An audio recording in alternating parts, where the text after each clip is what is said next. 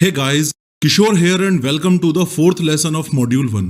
पिछले लेसन में हमने सीखा कि पाइपलाइन की पहली 3 स्टेजेस कौन सी हैं और मोस्ट इंपोर्टेंटली ये भी सीखा कि 3D एनिमेशन करते वक्त पाइपलाइन को फॉलो ना करना अपने ही पैर पे कुल्हाड़ी मारने जैसा है।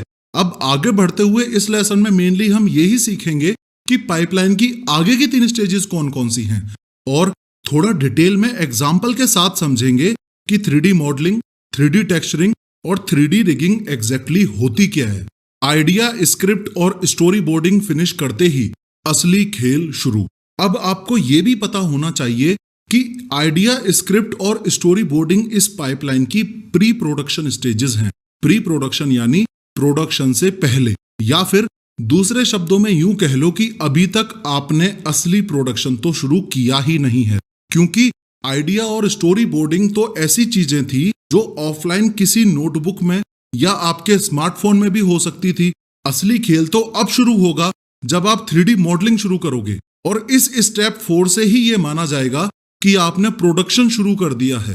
एनीवेज, स्टेप 4 है 3D मॉडलिंग। एकदम बेसिक से मैं आपको बताऊं कि ये 3D मॉडल क्या होता है, तो इस बात को ऐसे समझो कि किसी भी ऑब्जेक्ट का रिप्रेजेंटेशन अगर हम 3 डायमेंशन में करें और वो भी किसी स्पेशलाइज्ड सॉफ्टवेयर को यूज करके, तो उस रिप्रेजेंटेशन को 3D मॉडल बोला जाता है।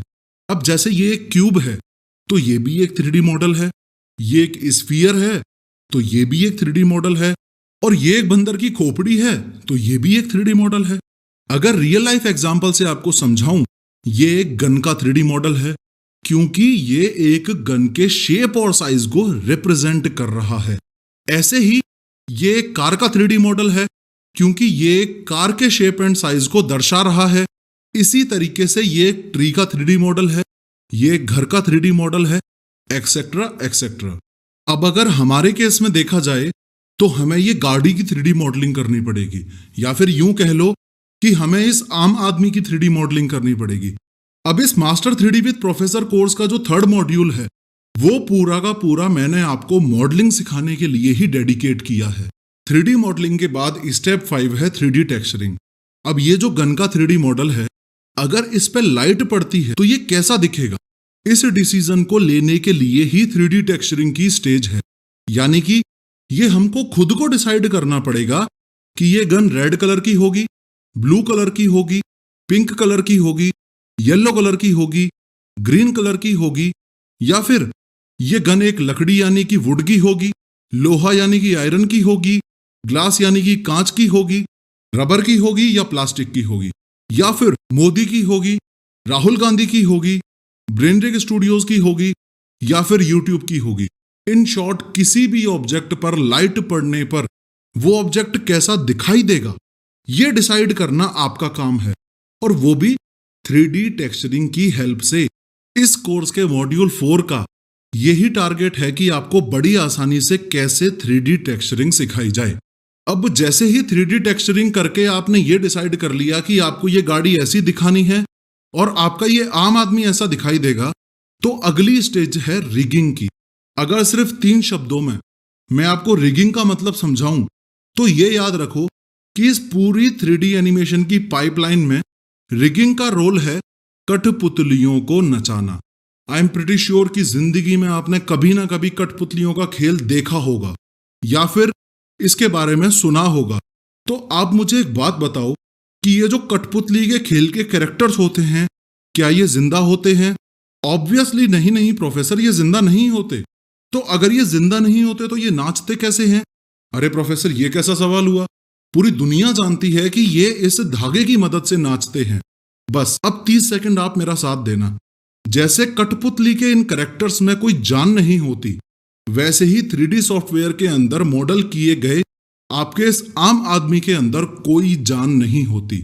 और जैसे ये कठपुतली के खेल के कैरेक्टर्स धागे से नाचते हैं, वैसे ही ब्लेंडर के अंदर ये आम आदमी भी किसी चीज से नाचता है, या मूवमेंट करता है, या चलता है, या दौड़ता है, और ब्लेंडर में उस चीज को बोला जाता है आर्मेचर या बोन, यानी कि हड्डी।